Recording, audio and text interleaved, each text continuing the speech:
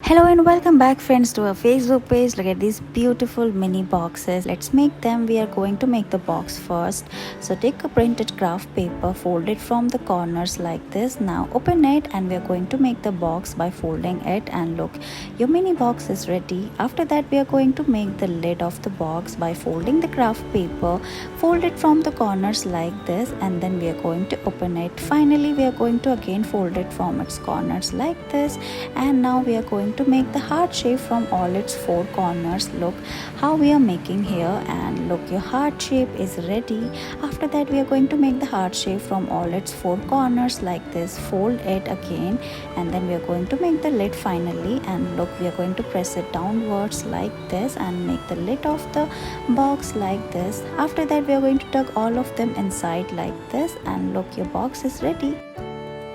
Look at these mini shopping bags. Let's make them. For that, take a craft paper. We are going to make multiple folds. Again fold it like we are doing here. We are making the crease and then fold it, and look, it is almost ready now.